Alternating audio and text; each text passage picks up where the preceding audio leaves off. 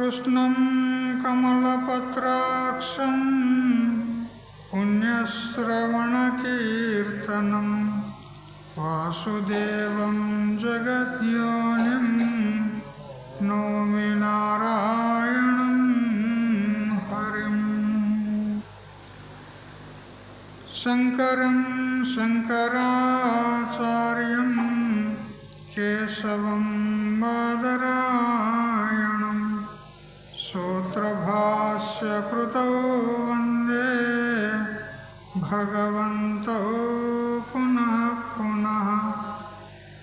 ఈశ్వరో గురురాత్మేతి మూర్తిభేద విభాగినే వ్యోమవద్వ్యాప్తదేహాయ దక్షిణామూర్తయే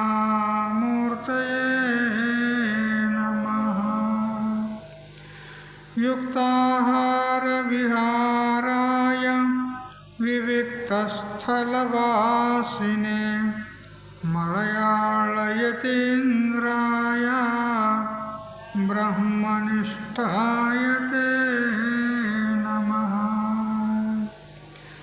గీతా భాగవతాద్వైత తత్వామృతస్వరూపిణే గండిక్షేత్రనివాసాయ రామకృష్ణాయ తే నమః. ఓం పూర్ణమదః పూర్ణమిదం పూర్ణాత్ పూర్ణముదచ్యతే పూర్ణస్య పూర్ణమాదాయ పూర్ణమేవావశిష్యతే. ఓం శాంతి శాంతి శాంతి.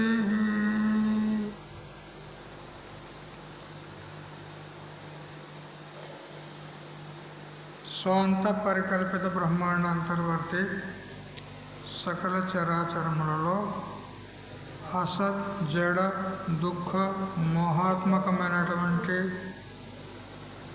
సకల ప్రాణికోట్ల యొక్క ఉపాధుల కంటే విలక్షణమై సత్ చిత్ ఆనంద రూపం చేత స్వయం ప్రకాశమానమై వెలుగొందుచున్నటువంటి ప్రత్యేక భిన్న పరమాత్మకు సాష్టాంగ ప్రణమిళ్లతో ఆత్మీయులారా,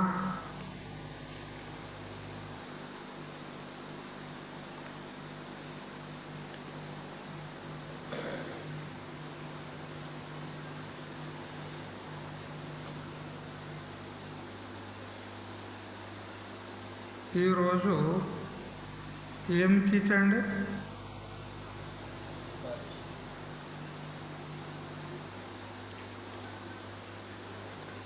ఏకాదశి, అంతే కదా. ఏకాదశి అనేది ఒక వ్రతం. వ్రతం అంటే సంకల్పం.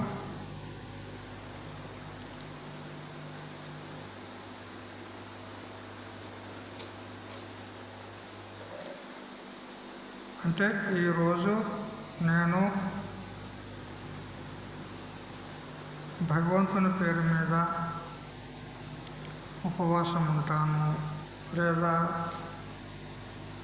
ఈ అర్చన పూజ చేస్తాను, లేదా ఈ రోజంతా జపంలో కూర్చుంటాను అని ఏదో ఒక సంకల్పం తీసుకుంటా.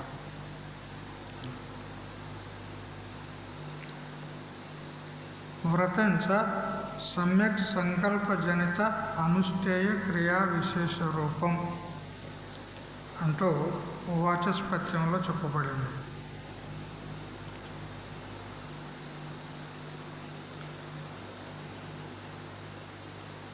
ఈ ఏకాదశి వ్రతము ఏదో ఎవరో కల్పించినటువంటిది కాకుండా ఇది శాస్త్రంలోనే విధానం చేయబడింది. అనేక పురాణాల్లో చెప్పబడింది. ఆ పురాణాల్లో చెప్పినటువంటి విషయాన్నే శ్రీ తుకారాం మహారాజు మరాఠీ అభంగాల్లో మరాఠీ పదాల్లో చెప్పినాడు. ఏకాదశి సా అన్నపాన जे नर करती भोजन स्वान विष्टे समान अधम जनते एक ऐका व्रताचे महिमान नेमे आचरती जन गाती ऐकती हरिकीर्तन ते समान विष्णुशी अशुद्ध विटालसीचे खल विडा भक्षिता तांबूळ सांपडे सबल काळा हाती न सुटे सेज बाज विलास भोग करती कामिनीचा संग तया जोडे क्षयरोग जन्म व्याधी बलवंत आपण नवजे हरिकीर्तना आणिका वारी जाता कोणा त्याचा पापे जाणा ठेंगना तो महामेरू तया दंडी यमदूत झाले तयाचे अंकिता तुका म्हणे व्रत ఏకాదశి చుక్లియా. ఏం తెలిసింది? మరాఠీ భాష కదా, మనకేం తెలియదు. దాని తాత్పర్యం చెప్తాను నేను. ఏకాదశి రోజున ఎవరైతే అన్నమును భుజించుదురో, అందరు బాగా వినాలి, ఎందుకంటే మీ అందరి కోసమే చెప్తున్నాను. ఏకాదశి రోజున ఎవరైతే అన్నమును భుజించుదురో, పునః నీరు మరియు ఇతర పానీయాలు సేవించుదురో, వారి యొక్క ఆ భోజనము శ్వానవిష్టతో సమానము అన్నాడు. శ్వానం అంటే దేనికంటారు? శ్వానం అంటే కుక్క. కుక్క మలముతో సమానం ఆనాటి భోజనం ఎవరైనా చేసినట్లయితే. మరియు ఎవరు ఏకాదశి వ్రతమును పాలించరో వారు ఈ జగత్తులో అధములని తెలియవలయును. అందుకని ఓ జనులారా, ఏకాదశి వ్రత మహాత్మ్యమును వినండి. ఏమనగా, ఎవరు ఏకాదశి వ్రతమును నియమించే ఆచరించుదురో, హరికీర్తనము చేయుదురో లేదా శ్రవణం చేయుదురో వారు విష్ణుతుల్యురు, అంటే విష్ణువుతో సమానమైనటువంటి వారు అవుతారు. ఎవరు ఏకాదశి రోజున వీడ, తాంబూలము, సుపారి తినెదరో వారు ఆ వీడా తాంబూలాది రూపంలో ఏం చెప్పాలి ఇక్కడ?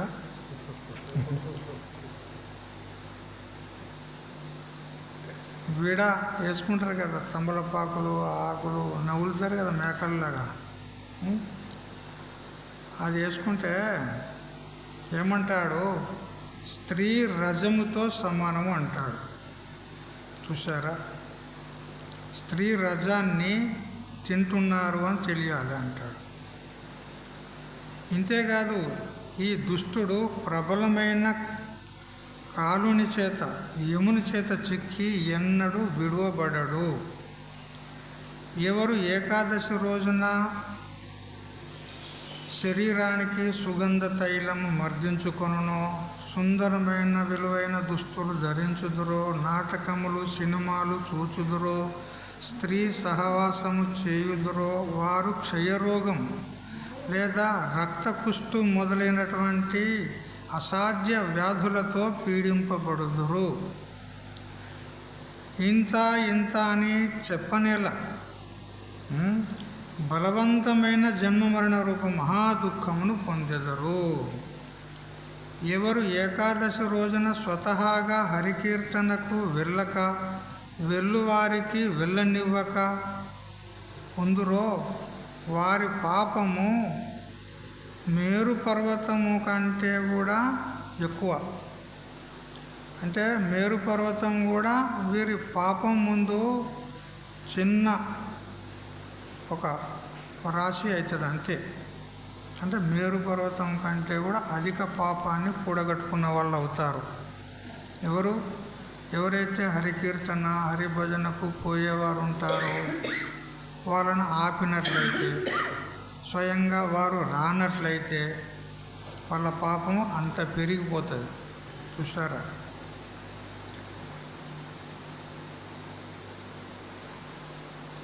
శ్రీ తుకారాం మహారాజు గారు అంటున్నారు, ఏకాదశి వ్రతమును ఆచరించని పాపి యమదూతలకు అధీనుడయ్యి వారిచే శిక్షింపబడును అని చెప్తున్నాడు. తుకారాం మహారాజు మొత్తం దాదాపుగా 4000కు పైగా అభంగాలు రాశాడు. అన్ని వేదంలో చెప్పినటువంటి, పురాణాల్లో చెప్పినటువంటి, రామాయణం భాగవతం మహాభారతాల్లో చెప్పినటువంటి చక్కని విషయాలను అన్నిటిని కూడా క్రోడీకరించి మరాఠీ భాషలో అభంగాలు అంటారు. మన తెలుగులో పద్యాలు అంటారు, వాళ్ళు అభంగాలు అంటారు. ఆ అభంగ పద్ధతిలో రాశాడు అన్నమాట. అయితే ఆ 4000 అభంగాల్లో నుంచి మేము ఒక 108 ఇంకా ఇంపార్టెంట్ అయినటువంటి వెతికి పట్టి ఆ 108 అభంగాలకు మేము వ్యాఖ్యానం చేసినాం. వ్యాఖ్యానం చేసి దాన్ని ప్రింట్ కూడా చేసినాం. మేము ముద్రించినాం. గ్రంథం 600 పేజీల గ్రంథం అయింది 108 అభంగాలకే.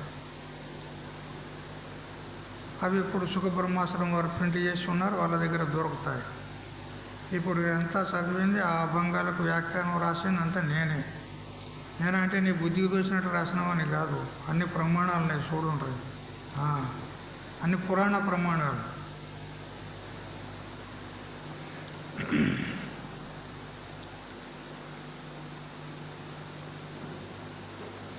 ఏకాదశి సదోషోప్స్యా పక్షయో శుక్లకృష్ణయో,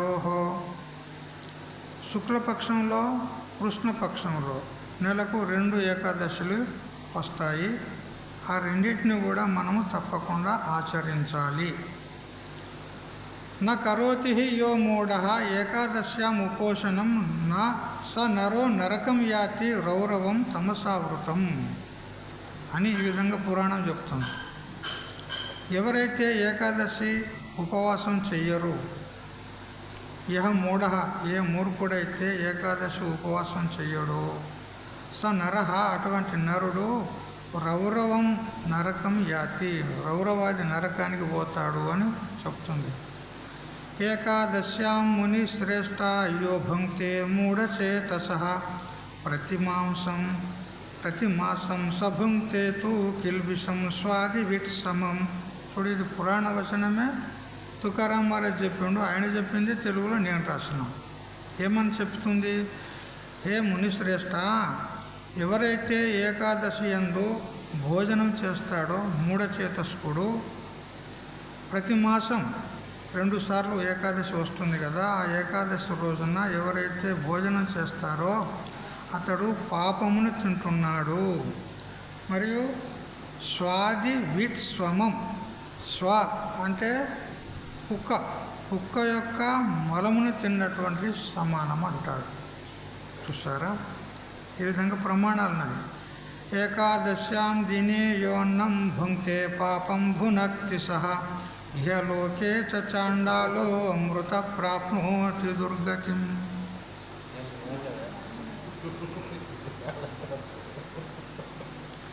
ఇప్పుడనక తెలియక ముందుకు తిన్నారు, అది దోషం కాదు. ఇప్పుడు తెలియక ముందుకు తిన్నారు కదా, అది దోషం కాదు. తెలిసిన తర్వాత తినొద్దు కదా. ఏకాదశి దినమున ఎవరైతే భోజనం చేస్తారో వాళ్ళు పాపమును భోజించినట్టు. ఇహలోకంలో ఉన్నప్పుడు వాడు మళ్ళీ జన్మలో చండాలుడై పుడతాడు అని చెప్తున్నాడు. యో భుంక్తే వాసరే విష్ణు స్వపజాదధికో హిసః. చూడు, ఎవరైతే ఏకాదశి రోజున అన్నం తింటాడో స్కంద పురాణం చెప్తుంది, అతడు శపచుని కంటే, అంటే కుక్క మాంసం వండుకొని తినేటువంటి వానికంటే కూడా అధిక నీచుడు అనబడతాడు. పాపాని కానిచిదియాని బ్రహ్మహత్యా సమాని చ అన్నమాశ్రిత్య తిష్టంతి సంప్రాప్తే హరివాసరే తాని పాపాన్యుపాస్నాతి భుంజానో హరివాసరే. హరివాసరం హరిదినం అంటే ఏకాదశి దినం నాడు ఎవరైతే అన్నం తింటారో బ్రహ్మహత్యాది పాపాలను కూడా అతడు చేసినవాడు అవుతాడు. చూసారా? కాబట్టి పూర్వ పురాణం కూడా చెప్తుంది. అనేక పురాణాలను సంగ్రహం చేసినాం మేము. ఏ ఏ పురాణంలో ఏకాదశి గురించి చెప్పింది ఉన్నది అన్నీ సంగ్రహం చేసి మేము రాసినాం. యది చేత్ విష్ణు సాయుజ్యం శ్రియా సంతతిమాత్మనః ఏకాదశ్యాం న భుంజీత పక్షయోరుభయోరపి. ఎవరైతే విష్ణు సాయుధ్యాన్ని పొందాలనేటువంటి ఇచ్చగలవారై ఉన్నారో వారు మాత్రం ఏకాదశి నాడు భోజనం చేయకూడదు. రెండు పక్షాల్లో, కృష్ణపక్షము మరియు శుక్లపక్షంలో, రెండు పక్షాల్లో రెండు ఏకాదశుల యందు భోజనం చేయకూడదు. అదే పూర్వ పురాణం చెప్తుంది. అసకృజ్జలపానంచ దివా స్వాపంచ మైథునం తాంబూల చర్వణం మాంసం వర్జయేద్ వ్రతవాసరే. ఏకాదశి వ్రత దివసమున అనేక మార్లు జలపానం చేయుట, పగలు నిద్రించుట, మైథునమునర్చుట, తాంబూలాదులను నములుట మరియు మాంసభక్షణం చేయుట మొదలగునవి చేయకూడదు అంటాడు. జూత క్రీడాంచ నిద్రాంచ తాంబూలం దంతధావనం పరాపవాదపై శూన్యే స్థేయం హింసా తథారతిం క్రోధం చానృతం వాక్యాని ఏకాదశ్యాం వివర్జయేత్. పద్మపురాణము ఉత్తరఖండము 50వ అధ్యాయంలో చెప్తుంది. ఏకాదశి రోజున జూదం ఆడకూడదు, వీడెము తాంబూలాదులను సేవించకూడదు, మరియు ఇతరులను నిందించకూడదు, చాడీలు చెప్పకూడదు, దొంగతనం చేయకూడదు, ప్రాణిహింస చేయకూడదు, మైథునము చేయకూడదు, క్రోధము మరియు అసత్య భాషణము చేయకూడదు అని చెప్తుంది. ఏకాదశి సమం కించిత్ పాపత్రాణం న విద్యతే స్వర్గమోక్షప్రదాహ్యేషా రాజ్యపుత్రప్రదాయిని సుకలత్రప్రదాహ్యేషా శరీరారోగ్యదాయిని. నారదీయ పురాణం చెప్తుంది. ఏకాదశికి సమానమైనటువంటి పాప ప్రణాశనమైనటువంటి పవిత్రమైన దినము మరొకటి లేదు అంటాడు. అంటే ఏకాదశిని వ్రతాన్ని పాలించినట్లయితే అది మన సకల పాపాలను కూడా నాశనం చేస్తుంది, స్వర్గాన్ని కూడా ప్రసాదిస్తుంది, రాజ్యాన్ని ప్రసాదిస్తుంది, పుత్రులను ప్రసాదిస్తుంది, మరియు ధనధాన్యాలను కూడా, ఆరోగ్యాన్ని కూడా ప్రసాదిస్తుంది అని చెప్పినాడు నారద మహర్షి.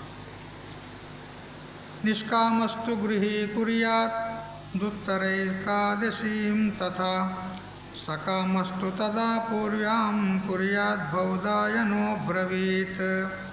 ఈ విధంగా బౌధాయన శృతి స్మృతి అని కూడా ఉంది. వారు కూడా ఏకాదశి వ్రతం గురించి చక్కగా చెప్పినారన్నమాట.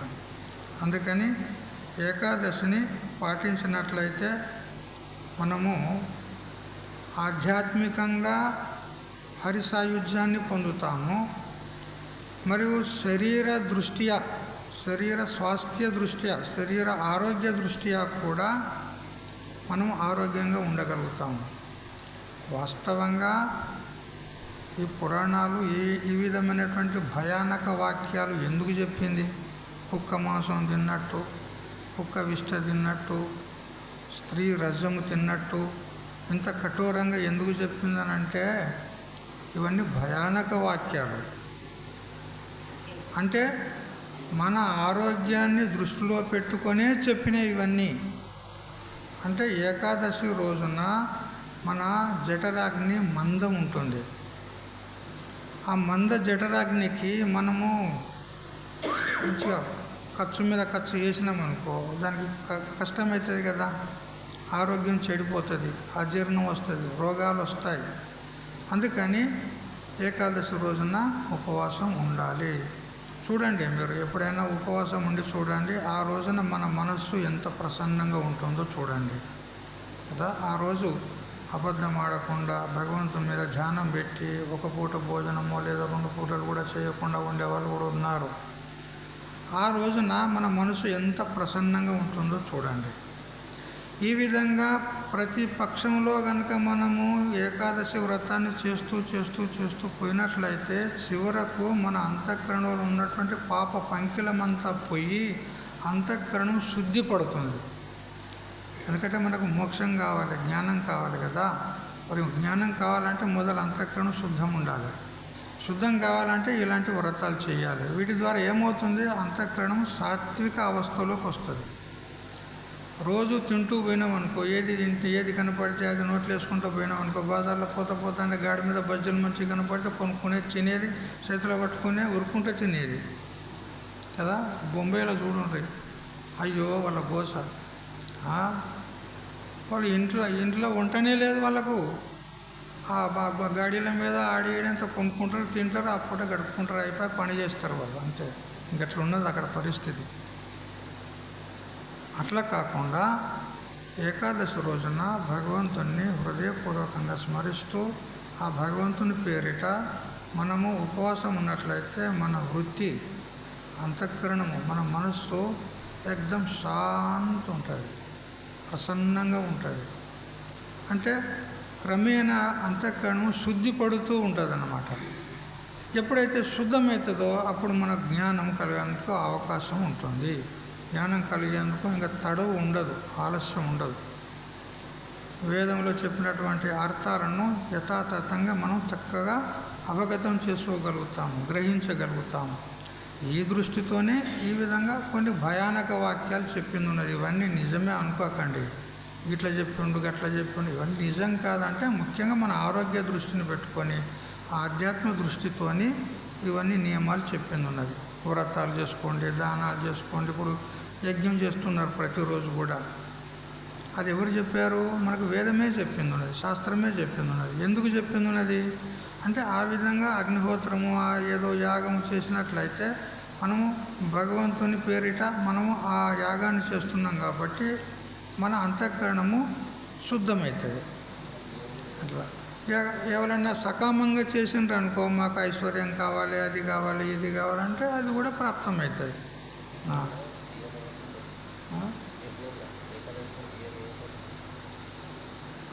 ఏకాదశి నాడు యజ్ఞం ఒకళ్ళు చేసినట్లయితే అందులో బియ్యం వేయకూడదు, గుర్తుపెట్టుకోండి. ధాన్యాలు వేస్తారు కదా, అన్నీ బియ్యం వేయకూడదు యజ్ఞంలో. అయితే యజ్ఞయాగాది కర్మలు, పుణ్యకర్మలు చేసినట్లయితే పుణ్యం మనకు తప్పకుండా వస్తుంది. ఆ పుణ్యం యొక్క ఫలం ఏంది? సుఖం. అయితే పొద్దున్న నేను ఒక విషయం చెప్పాను. ఏమిటి అంటే ఇప్పుడు చేసుకున్నటువంటి పుణ్యం ఇప్పుడే ఫలం ఇవ్వదు, కాలాంతరంలో ఫలం ఇస్తుంది అని చెప్పినాను. మరి ఇప్పుడు చేస్తే ఏం దొరకకపోతే మేము ఎందుకు చేయాలి అని కొంతమంది బీరిపోయి ఉండట్లే కదా. అట్లా నిరుత్సాహపడద్దు. ఎందుకనంటే పూర్వజన్మ కృతం పాపం వ్యాధి రూపేణ పీడ్యతే అని చెప్తున్నది. తచ్చాంతి రౌషధై దానై జపహోమ సురార్చనై అని శాస్త్రం చెప్పింది. మనం పూర్వం అనేకమైనటువంటి పాపాలు తెలిసో తెలియకనో ఏవేవో చేశాం. తెలిసి చేసినా తెలియక చేసినా పాపం పాపమే. అగ్నిని తెలిసి ముట్టుకున్నా తెలియక ముట్టుకున్నా కాలుస్తుందా లేదా? కాలుస్తుంది. అట్లా పాపకర్మ కూడా అంతే. మనం పాపం చేసినామంటే అది తప్పకుండా దుఃఖాన్ని ఇచ్చే తీరుతుంది. మరి అనేక జన్మల్లో మనం పాపాలు చేసి ఉన్నాం. మరి ఆ పాపాలన్నీ కూడా నివృత్తం కావాలంటే, అవి పోవాలంటే ఆ పాపాల కంటే కూడా బలవత్తరమైనటువంటి పుణ్యకర్మలు చేయాలి మనం. ఏ విధంగా? ఇద్దరు బలాఢ్యుడు మల్ల యుద్ధం చేసే వాళ్ళు ఉంటారు కదా, వాళ్ళు యుద్ధం చేసి ఒక బలహీనుడిని బలవంతుడు ఓడిస్తాడు. మరి ఆ బలహీనుడిని ఓడించాలంటే వీని బలం అధికంగా ఉందిగానే కదా, వీని బలం అధికంగా ఉందనే వాడిని ఓడించగలిగినాడు. అట్లా పాపాన్ని మనం నివృత్తం చేసుకోవాలంటే మనం పుణ్యం అధికం చేసుకోవాలి, ఎక్కువ చేసుకోవాలి. ఎక్కువ చేసుకుంటే ఆ పాపము అది అభిభూతం అవుతుంది, అంటే అణచబడుతుంది అన్నమాట. తెలిసిందా? అందుకని మనం పుణ్యకర్మాలు ప్రతిరోజు చేస్తూ ఉండాలి. జపం చేసుకోవచ్చు, దాన ధర్మాలు చేసుకోవచ్చు, యజ్ఞయాగాది కర్మలు చేసుకోవచ్చు, అనేక రకాలైనటువంటి ఉపాయాలు ఉన్నాయి. అందుకని పుణ్యం చేస్తూ చేస్తూ చేస్తూ పోవాలన్నమాట. పోతేనే కానీ ఏదో ఒక రోజున ఏదో ఒక జన్మలో మనకు భగవత్ సాక్షాత్కారం కలిగేందుకు అవకాశం ఉంది. అందుకని యజ్ఞయాగాది కర్మలు తప్పకుండా చేసుకోవాలి, జప హోమాదులు చేసుకోవాలి, భగవన్నామ సంకీర్తన చేసుకోవాలి, సత్సంగం చేయాలి, మహాత్ముల ద్వారా ఉపదేశాన్ని పొంది మహాత్ములకు సేవలు చేయాలి, భగవంతుని ఆరాధించాలి. ఇవన్నీ పుణ్యకర్మలు. మీకు ఏది అనుకూలం అంటే అది చేసుకోవచ్చు. అన్నీ చేయాలని ఇట్లేం నియమం లేదు. మనకి ఏది అనుకూలం అంటే ఆ పుణ్యం చేసుకోవచ్చు. ఈ విధంగా శాస్త్రము మనకు అనేక రకాలుగా చెప్పి బోధించి ఏం చేస్తుంది అనంటే మనల్ని వక్ర మార్గం నుండి మరల్చి సరి అయినటువంటి ఆధ్యాత్మ మార్గంలో నడిపించి మనల్ని మోక్షానికి దగ్గరికి తీసుకెళ్తుంది అన్నమాట. ఆ ఉద్దేశంతోనే ఈ శాస్త్రాలన్నీ ఈ విధంగా చెప్తూ ఉన్నాయన్నమాట. సరే, ఇక మన విషయంలోకి పోదాం.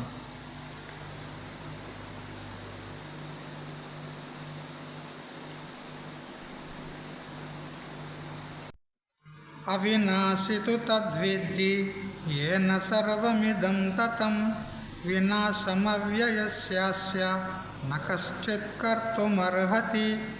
హే ధనంజయ, ఈ కనపడే సమస్త వ్యక్తావ్యక్త ప్రపంచాన్ని ఆ సద్వస్తువు వ్యాపించి ఉంది. ఈ ప్రపంచము మనకు కొంత వ్యక్తం ఉన్నది, కొంత అవ్యక్తం ఉన్నది. వ్యక్తం అంటే ఏంది, అవ్యక్తం అంటే ఏంది? వ్యక్తం అంటే కనపడున్నది, అవ్యక్తం అంటే కనపడంది. ప్రపంచం రెండు తీరులో ఉన్నది. మరి స్వర్గం పోయొచ్చినావు ఎప్పుడన్నా నువ్వు? స్వర్గం పోయొచ్చినావా?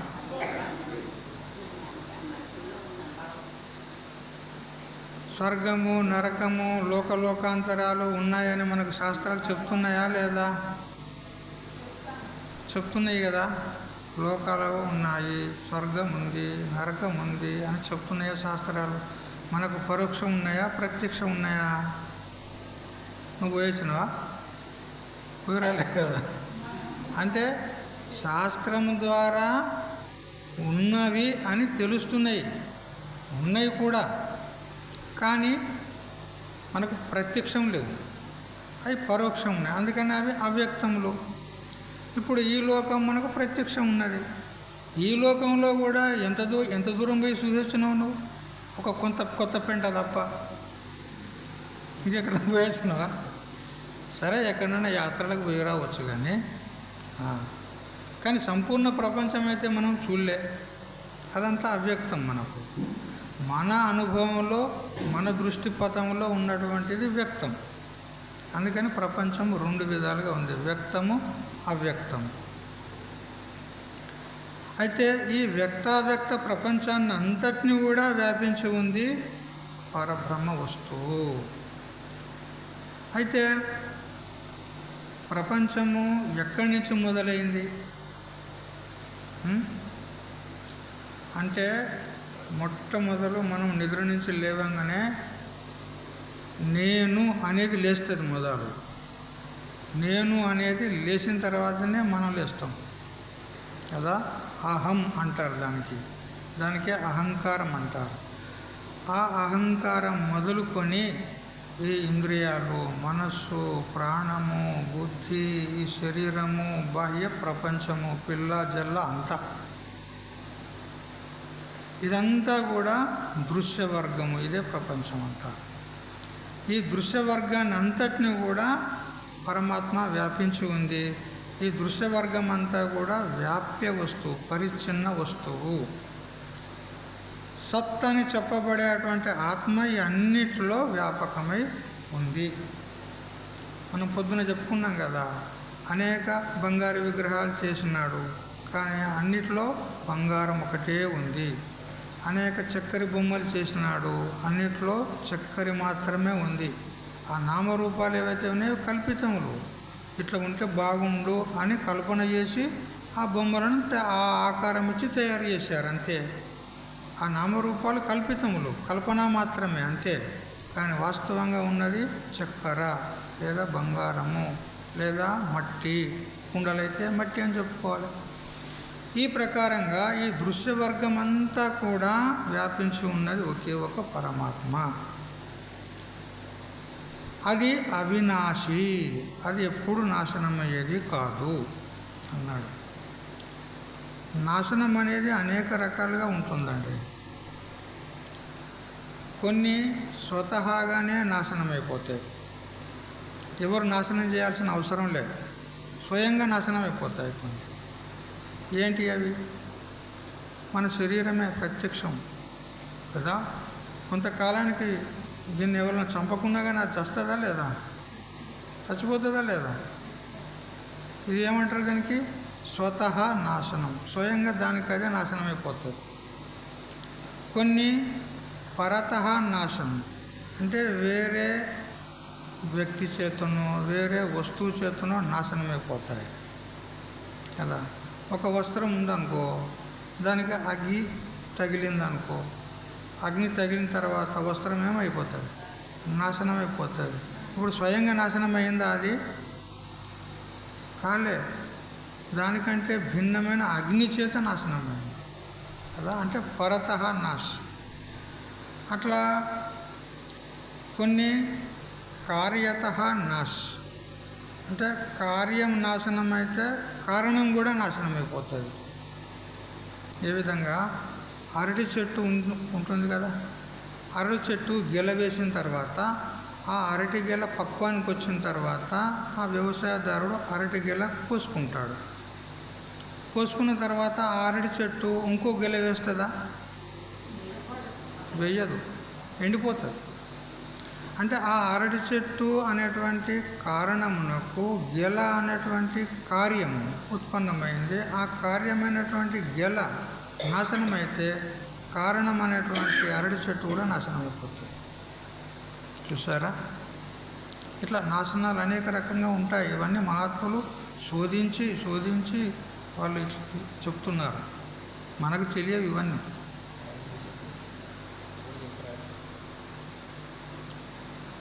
ఇంకొకటి, కారణం నాశనమైతే కార్యం నాశనం అవుతుంది. అది ఎట్లా అంటే, ఇప్పుడు ఈ వస్త్రం ఉందనుకోండి, దీనికి కారణం ఎవరు? తంతువులు, పోగులు, అంతే కదా. పోగులు ఉంటేనే కదా వస్త్రం అయింది. ఇప్పుడు ఒక్కొక్క పోగును అలాగా తీసేయండి, కార్యమైన వస్త్రం ఉంటుందా? వస్త్రం నాశనం అయిపోతుంది. అంటే కారణం నాశనమైతే కార్యము నాశనమవుతుంది. ఇదొకటి. మరియు ఆశ్రయతః నాశ్. ఏ విధంగా? జలాశయాన్ని ఆశ్రయించుకొని చేపలు ఉంటాయి, నీళ్ళు లేకపోతే చేపలు బ్రతకజాలవు, చనిపోతాయి కదా. అంటే ఆ నీరు చేపలకు ఆశ్రయం ఉంది, ఆశ్రితం చేపలు. అయితే ఆ ఆశ్రయమైనటువంటి జలము ఇంకిపోయింది అనుకోండి, అప్పుడు ఆశ్రితమైనటువంటి చేపలు కూడా నష్టమైపోతాయి. అంటే ఆశ్రయ నాశాత్ ఆశ్రిత నాశ. ఇంకొకటి సంబంధతః నాశ్. ఒకదానితో ఒకటి సంబంధమైనప్పుడు ఒకటి నాశనం అయిపోతుంది. ఎట్లా? అగ్నితో ఏది సంబంధపడినా కానీ నాశనం అయిపోతుంది, అంతే కదా. అందుకే దానికి అనలము అన్నారు. దానికి అగ్నికి అనలం. అలం అంటే చాలు అని అర్థం, అనలం అంటే సరిపోదు అని అర్థం. అంటే అగ్నిలో నువ్వు ఎన్ని వేసినా కానీ అగ్ని చాలు అని అనదంట. ఇక నాకు చాలు అంటదా అగ్ని? ఎన్ని వేసినా భస్మం అయిపోతుంది, ఎన్ని వేసినా అందుకే అనలం అన్నారు. చూసారా? అందుకని ఆ అగ్నితో సంబంధమైన ప్రతి వస్తువు కూడా నాశనం కావాల్సిందే, అంతే. సంబంధత నాశ్ అని ఈ విధంగా 6 ప్రకారాల నాశనం ఉంటుంది అని ఇదే భగవద్గీతకు శంకరానంద స్వాముల వారు అని ఒక ఆయన వ్యాఖ్యానం రాస్తూ చెప్పినాడు అన్నమాట. భగవద్గీత మీద అనేక మంది మహాత్ములు వ్యాఖ్యానాలు చేసినారు. మధుసూదన సరస్వతి స్వాముల వారు, శంకరానంద స్వాముల వారు, నీలకంఠ స్వాముల వారు, ఆనందగిరి స్వాముల వారు, ఇంకా ఎందరెందరో వందల కొలది టీకలు ఉన్నాయండి భగవద్గీత. అందుకే నేను మొదట్లోనే చెప్పాను, ఒక జీవితం మొత్తం దీనికి వెచ్చించినా కానీ భగవద్గీతను పూర్తిగా మనం అధ్యయనం చేయలేము. ఈ 4 నెలల లోపల ఏమైతే కదా, ఏదో టూకిగా అదొక శ్లోకం చెప్పుకుంటూ పోతున్నామే కానీ యథాతథంగా విచారం చేయాలంటే 2-3 సంవత్సరాలు పడుతుంది ఒక భగవద్గీతకు. ఎక్కువ కూడా కావచ్చు, ఇంకా టీకలు టిప్పన్లు కనుక తీసుకున్నట్లయితే. అందుకని సరే యథామతిగా చింతన చేసుకుంటూ పోదాం, ముఖ్యమైన విషయాలు చూసుకుంటూ. ఈ పరమాత్మ ఈ దేహాదిక ప్రపంచమంతా ఏదైతే ఉందో దాన్నంతటినీ వ్యాపించి ఉన్నది. ఈ ప్రపంచము వ్యాప్యం అంటే పరిచ్ఛిన్నం ఉన్నది. శాస్త్రంలో లయ పద్ధతి చెప్తున్నప్పుడు ఈ విధంగా చెప్పింది ఉన్నది. అంటే ఎన్నడో ఒకనాడు ప్రళయం అవుతుంది కదా ఈ జగత్తంతా. ఆ ప్రళయం అయ్యేటప్పుడు ఎట్లయితుంది అంటే ఈ పృథివీ ఏదైతే ఉందో ఈ భూమి ప్రళయకాలంలో ఇది జలములో లయమవుతుంది అన్నాడు. ఎందుకంటే ఏది కారణం ఉంటుందో అది అధికంగా ఉంటుంది, వ్యాపకం ఉంటుంది. ఏది కార్యం ఉంటుందో అది వ్యాప్యం పరిచ్ఛిన్నం ఉంటుంది. అయితే ఆ లయ సమయం వచ్చినప్పుడు అది నాశనమైనప్పుడు దాని కారణంలోనే నాశనమవుతుంది, కారణంలోనే లయమైపోతుంది. ఇది నియమం ఉంది. యది యస్మాద్ ఉత్పద్యతే తస్మిన్నేవ విలీయతే ఇది నియమ. ఏది దేని నుంచి ఉత్పన్నమవుతుందో అది దాని అందే లయమవుతుంది అనేటువంటి నియమానుసారంగా ఈ పృథివీ జలం నుంచి ఉత్పన్నమైంది. ఈ సృష్టి క్రమ ఎట్లుందంటే మొట్టమొదలు తస్మాద్ వా దేహే తస్మాద్ ఆత్మన ఆకాశ సంభూత ఆకాశాద్ వాయు వాయోరగ్ని అగ్నిరాపహాద్భ్య పృథివీ అని ఈ విధంగా సృష్టి క్రమ చెప్పింది. మొట్టమొదలు ఆకాశం ఉత్పన్నమైంది, ఆకాశం నుండి వాయువు ఉత్పన్నమైంది, వాయువు నుంచి అగ్ని ఉత్పన్నమైంది, అగ్ని నుంచి జలం ఉత్పన్నమైంది, జలం నుంచి భూమి పృథివీ ఉత్పన్నమైంది. ఇక ప్రళయావస్థలో విపరీత క్రమంలో పోతూ ఉంటాయి.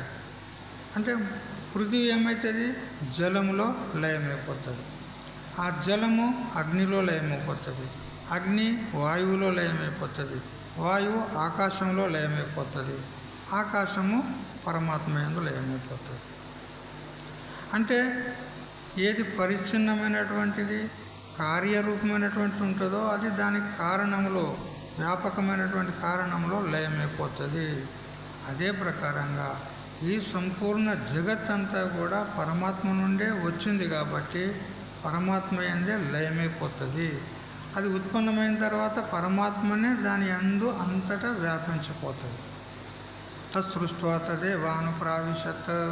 ఆ పరమాత్మ ఈ సృష్టిని ఉత్పన్నం చేసి స్వయంగా తానే దీనిలో ప్రవేశించాడు అని కూడా శృతులు చెప్తున్నాయి. అందువల్ల పరమాత్మనే సర్వత్రా వ్యాపించి ఉన్నాడు. అతడు లేని స్థలం అంటూ ఒక అణువు కూడా లేదు. అణువులో కూడా పరమాత్మ వ్యాపించి ఉన్నాడు. మరి ఎప్పుడైతే అణువు లోపల కూడా పరమాత్మ వ్యాపించి ఉన్నాడో అప్పుడు మనకు ఎటువంటి దృష్టి రావాలి చెప్పండి? వ్యాపక దృష్టి రావాలి. ఎక్కడ పోయినా కానీ పరమాత్మనే ఉన్నాడు. ఏ వస్తువును చూసినా అందులో పరమాత్మ ఉన్నాడు, ఏ వ్యక్తిని చూసినా అందులో పరమాత్మ ఉన్నాడు, ఏ పశుపక్షాదుల లోపల కూడా పరమాత్మనే ఉన్నాడు అనేటువంటి దృష్టి మనకు రావాలి. ఇదే వ్యాపక దృష్టి, ఇదే సర్వాత్మ దృష్టి. అన్నీ కూడా నా యొక్క స్వరూపమే అనేటువంటి దృష్టి వచ్చిందనుకో అప్పుడు ఎవరి మీద రాగము ఉండదు, ద్వేషం కూడా ఉండదు, సమస్థితిలో ఉంటాడు. అది అయితే పరమాత్మ వ్యాపకుడు ఉన్నాడు అనే విషయంలో ఒక దృష్టాంతం చెప్పుకుందాం. మనకు కథలు కావాలి కదా. కథలు అనే వరకు కళ్ళు తెరుస్తారు, భగవద్గీత అనే వరకు కళ్ళు మూస్తారు కదా. కథ చెప్తాను, జర కళ్ళు తెరువు. ఒక గ్రామం ఉంది. ఆ గ్రామంలో అందరూ నాస్తికులే. నాస్తికులు అంటే ఎవరికి అంటారు? స్థూల దృష్టితో దేవుడే లేడనేటువంటి వారు అని చెప్పుకుంటారు, కానీ అది సరైన అర్థం కాదు. నాస్తికో వేద నిందక. శాస్త్రాన్ని, వేదాన్ని ఎవరైతే నిందిస్తారో వాళ్ళు నాస్తికులు. దేవుడే లేడనేవాడు నాస్తికుడు కాదు. ఎందుకంటే ఆస్తికుల్లో కూడా దేవుడు లేడనేటువంటి వాళ్ళు ఉన్నారు. ఈశ్వరుని ఒప్పుకోరు. నిరీశ్వర సాంఖ్యులు ఉన్నారు, పూర్వమీమాంసకులు ఉన్నారు, వాళ్ళు ఈశ్వరుని ఒప్పుకోరు. మరి వాళ్ళు ఆస్తికులే. అందుకని సరే, వ్యవహారిక దృష్టితో నాస్తికులు అంటే దేవుడే లేడు అని అనేవాళ్ళకు నాస్తికులు అని అంటారు. ఔపచారికంగా మనం అట్లే చెప్పుకుందాం. అయితే ఒక గ్రామంలో అందరూ నాస్తికులే ఉన్నారు. ఎవరైనా సాధువు గనక వచ్చి, అయ్యా బాబా దేవుణ్ణి నమ్ముకోండి, దేవుణ్ణి పూజించండి, జపం చేయండి, నామస్మరణ చేయండి అని ఎవరన్నా తప్పిపోయి అన్నాడు అనుకో, వాడిని తరిమేస్తారు ఆ ఊరోళ్ళందరూ. ఎందుకంటే దేవుడైనా ఒప్పుకోరు వాళ్ళు. ఏం చెప్తున్నాను పో అని ఇట్లా అంటారు వాళ్ళు. ఏ సాధువు కూడా ఆ ఊళ్ళోకి భయపడి రాడు, వస్తే ఉండనియరు. అయితే ఒకానొక సాధువు యాత్రలు చేసుకుంటూ మధ్యాహ్న సమయం అయింది, బాగా అలసిపోయినాడు, ఎండ తీవ్రంగా ఉంది అని ఆ గ్రామానికి వచ్చి, ఆ గ్రామం ఊరు బయట ఆడ బస చేసి ఉన్నాడు ఒక చెట్టు కింద. అప్పుడు ఈ సాధువు ఎర్రబట్టలు చూసే వరకు అందరూ ఇట్లా కోతుల్లాగా చూస్తున్నారు. అగో వచ్చిండు సాధువు, వచ్చిండు, పట్టుండ్రి అన్నట్టు అయింది కాక అందరూ ఉరికొచ్చిండ్రు. ఇక ఆ గ్రామస్తులు అందరు నాస్తికులు కదా, అందరు పరుగున వచ్చి, ఏ సాధు, దేవుడు ఉన్నాడా చెప్పు, ఉంటే ఎట్లుంటాడు చెప్పు, ఎక్కడ ఉంటాడు చెప్పు అని అతన్ని పట్టి పీడిస్తున్నారు. అని అంటే అప్పుడు ఆ సాధువు వెంటనే సమాధానం ఇచ్చిండు. ఆ సాధువు కూడా మంచి బ్రహ్మనిష్ఠుడు ఉన్నాడు. ఆలస్యం చేయలే, దేవుడు ఉన్నాడన్నాడు. చూపెడతా అన్నాడు. వెంటనే సమాధానం చెప్పినాడు. అట్లా ఉండాలి, అంటే బుద్ధి చాతుర్యం అట్లా ఉండాలి. వెంటనే సమాధానం చెప్పాలి. ఇప్పుడు అడిగితే రేపు సమాధానం చెప్తే ఏమన్నట్టు కదా. ఎట్లా ఉండాలంటే అక్బర్ బీర్ కథలు మీరు విన్నారు కదా. ఒకసారి అక్బర్ మహారాజు ఆయన సభ లోపల అందరి సభాసదులను, అందరి మంత్రులను ఉద్దేశించి అన్నాడు, మన ఈ పట్టణంలో ఎన్ని కాకులు ఉన్నాయో లెక్క పెట్టుకొని రండి అన్నాడు. ఒకవేళ సరిగ్గా చెప్పలేదనుకో మీ అందరినీ కూడా డిస్మిస్ చేస్తా మంత్రి పదవి నుంచి అన్నాడు. అందరూ కూడా అనుకున్నారు, ఇదేం ప్రశ్న బాబోయ్ కదా, ఓ మనుషుల లెక్క కాదు, పోనీ ఆ పశువులు ఆవులు ఎన్ని ఉన్నాయనంటే లెక్క కాదు, ఇవి పక్షులు ఆకాశంలో ఎగురుతాయి, వాటిని వాళ్ళు లెక్క పెట్టాలి. ఇక మన పని గోవిందే, ఇక అయిపోయినట్టే మన పనిగా, ఈ మంత్రి పదవి నుంచి రాజీనామా ఇవ్వాల్సిందే అనుకున్నారు. అందరూ చిన్నపోయి మనసంతా చిన్నపుచ్చుకొని వెళ్ళిపోయినారు. ఆ రోజు మళ్ళీ తెల్లారి వచ్చిన తర్వాత ఒక్కొక్క మంత్రిని లేపి, లెక్క పెట్టినావా మన కాకులు ఎన్ని మన పట్టణంలో? ఎవరు చెప్తారండి? ఎవరు లెక్క పెట్టాలి? ఎవరు సమాధానం చెప్పలే. అందరినీ బర్ఖాస్తు చేసిండు, అందరినీ డిస్మిస్ చేసిండు మంత్రి పదవి నుంచి. అప్పుడు బీరుబల్ వంతు వచ్చింది. ఆ బీరుబల్కి అడిగినాడు, ఏమా లెక్క పెట్టినా అన్నాడు. ఎన్ని ఉన్నాయి? 3,75,899 అన్నాడు. టక్కున సమాధానం చెప్పేసినాడు. ఆలస్యమే లేదు. ఇంత ఖచ్చితంగా చెప్పగలుగుతున్నావు? నిజమా? పక్కా, అంతే, సందేహం లేదన్నాడు. మరి ఎక్కువ ఉంటేనో? ఎక్కువ ఉంటే పరావుల్లో నుంచి వచ్చినాయి అనుకో.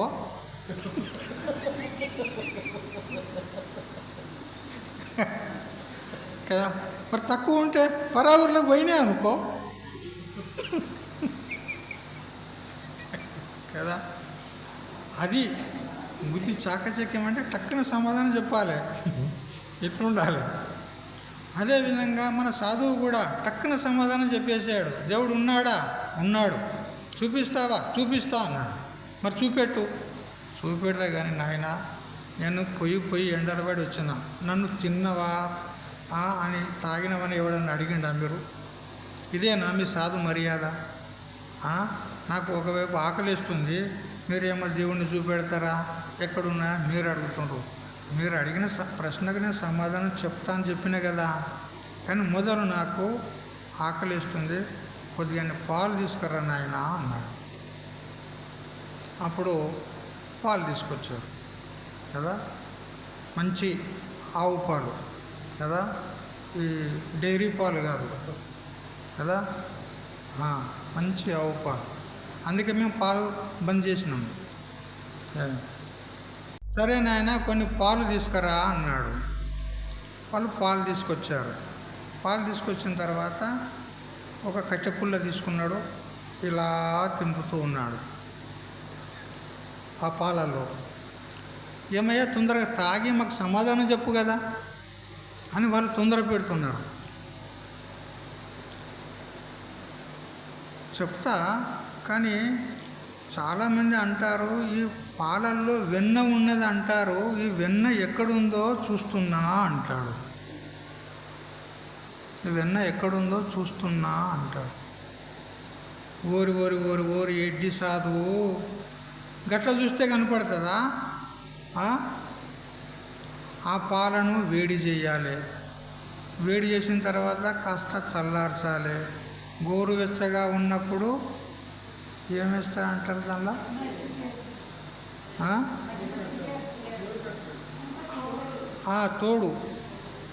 తోడు వేస్తారు. తోడు వేసినాక కొన్ని గంటలకు అది పెరుగు అవుతుంది. పెరుగు అయినాక దాన్ని బాగా చిలుకాలి, పెద్ద పాత్రలో వేసి అలా కవ్వంతో చిలుకాలి. అప్పుడు ఒకవైపు మజ్జిగ, ఒకవైపు వెన్న వస్తుంది. ఇంత ప్రక్రియ ఉన్నది. ఎంత ఎడ్డు అని. అందుకే ఈ తెలివి తక్కువలే సాధు అంటే బట్టలు వేసుకుంటారు. ఈ సాధు బట్టలు వేసుకుంటారు. ఏమాత్రం మనకి ఇంత జ్ఞానం లేదా నీకు? అందుకే సాధువులు అవుతారయ్యా ఈ తెలివి తక్కువలే అని వాళ్ళు ఎగతాళి చేస్తున్నారు ఆ సాధువుని. అప్పుడు ఆ సాధువు అంటాడు, చూడు, ఈ ఒక్క వెన్నని తీయాలంటేనే ఇంత ప్రాసెస్ చెప్పినారు మీరు, ఎంత ప్రక్రియ చెప్పినారు మీరు. మరి ఆ పరమాత్మని తెలుసుకోవాలంటే ఎంత ప్రక్రియ చేయాలి కదా. కొన్ని జన్మలు పోతాయి నాయన.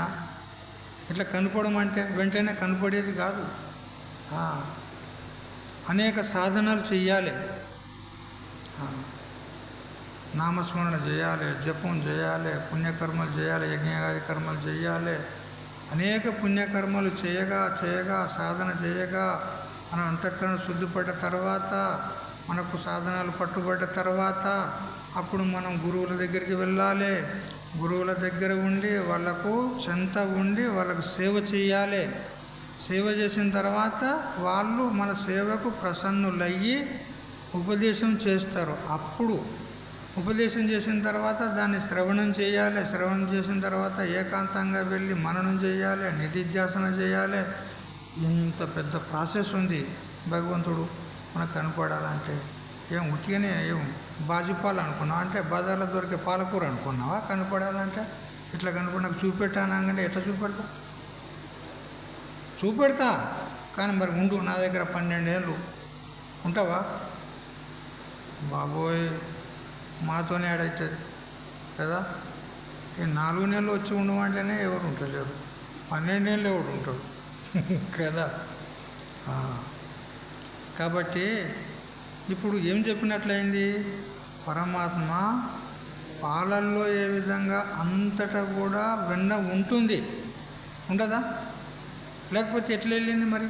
మనం అంతా ప్రొసీజర్ చేసిన తర్వాత అది పాల నుంచి వెలువడుతుందా లేదా? ఉంది కాబట్టే వస్తుంది. అట్లా పరమాత్మ కూడా ప్రపంచమంతా కూడా వ్యాపించి తిలేషు తైలం దదినీవ సర్పి ఆపస్రోతస్వారణీయురగ్ని అరణీషు చాగ్ని అని ఈ విధంగా మనకు ఉపనిషత్తు చెప్తుంది కదా. తిలేషు తైలం, తిలలలో, తిలలంటే నువ్వులు, నువ్వులలో నూనె ఉంటుందా ఉండదా? ఉంటుందనే కదా గానిగాడిస్తే అది వస్తుంది. అయితే మనం నువ్వులను చూసిన వెంటనే ఆ నూనె కనపడుతుందా? నూనెను తీసుకోగలమా? లేదు. దానికి ఒక ప్రక్రియ ఉంటుంది, గానుగాడించాలి అదంతా కదా. మరియు దజనీవ సర్పి, పాలలో ఏ విధంగా వెన్న ఉంటుందో, మరియు నదులలో నీరు ఏ విధంగా ఉంటుందో, కట్టెలలో అగ్ని ఏ విధంగా ఉంటుందో, అట్లా పరమాత్మ ప్రతి వస్తువులో కూడా ఉన్నాడు. కట్టెల్లో అగ్ని ఉంటుందా ఉండదా? ఉంటుందా? మరి ఉంటే కట్టెను ముట్టుకుంటే కాలాలి, కట్టెను ముట్టుకుంటే కాలాలి. అందులో అగ్ని ఉంటే కాలుతుందా? కాలాది కదా. మరి ఉన్నదా? ఎవ్వరు సపోర్ట్ చేయరు. అడిగితే ఎవ్వరు సమాధానం చెప్పరు. కానీ ఒక కట్టెను మనం రాపిడి చేసినట్లయితే అగ్ని వస్తుందా లేదా? మరి అందులో ఉంటే వెళ్ళిందా లేకపోతే లేదా? ఉన్నది. అందులో అగ్ని సామాన్య రూపంలో ఉంది. మనం ఘర్షణ చేసినప్పుడు అది విశేషమయ్యి ప్రకటమవుతుంది. మా ఆశ్రమంలో ఎన్నోసార్లు ప్రకటన చేసినాం, అగ్నిమంతనం చేసి కదా. కింద ఒక కట్టె, పైన నిలువుగా ఒక కట్టె. ఆ నిలువు కట్టెకు తాడు వేసి కవ్వం గుంజినట్టు గుంజాలి బాగా కదా. ఇట్లా కవ్వంలాగా గుంజినట్లయితే ఆ కింది కట్టెకు మీది కట్టె అక్కడ రాపిడయ్యి అక్కడ అగ్ని ప్రజ్వలిస్తుంది. కట్టెలో అగ్ని ఉందంటారా లేదంటారా? ఉంది. కొన్ని అడవుల లోపల కూడా ఎండాకాలంలో అందులో ఎవరు అగ్ని వేయరు, కానీ అవే కాలిపోతాయి. ఎందుకు? ఇట్లా కట్టెకు రాసుకొని అగ్ని ప్రకటమవుతుంది అన్నమాట. ఏ విధంగా కట్టెలో అగ్ని ఉందో అదేవిధంగా పరమాత్మ కూడా ప్రతి వస్తువులో, ప్రతి ప్రాణిలో కూడా, అణువణువులో కూడా ఉన్నాడు. ఈ భావన, ఈ దృష్టి మనకు రావాలి. అప్పుడు మనకు ఎవరి యందు రాగము, ద్వేషము, ఎవరి యందు కోపము ఏది రాదు. ఎందుకంటే అంతా పరబ్రహ్మ స్వరూపులే ఉన్నారు, అంతా పరమాత్మనే ఉంది. ఎవడైనా తిట్టినా కానీ మనకు కోపం రాదు.